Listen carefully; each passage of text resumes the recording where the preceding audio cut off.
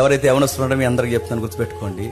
మన మీద పెద్దోళ్ళు ఎవరైనా ఉన్నప్పుడు బయటకు పోతున్నప్పుడు పర్మిషన్స్ అడగాలి.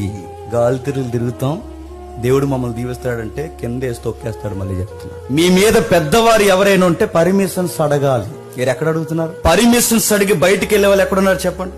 భయం ఉన్న వాళ్ళు ఉన్నారా? అడిగే వాళ్ళు ఉన్నారా? అడుగుతున్నాను, పర్మిషన్ తీసుకుని బయటికి వెళ్ళే వాళ్ళు ఎక్కడున్నారు?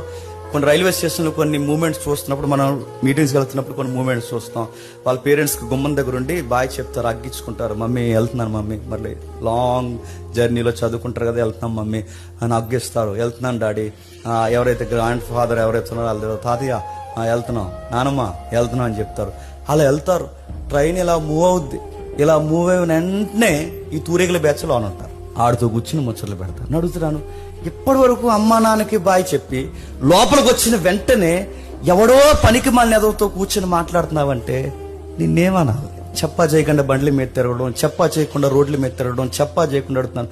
చెప్పా చేయకుండా తిరిగితే నీ పేరెంట్స్ అడుగుతారో లేదో నాకు తెలియదు, కానీ నేను పుట్టించిన దేవుడు మాత్రం నీకు తాట తీస్తాడేమో అనుకో.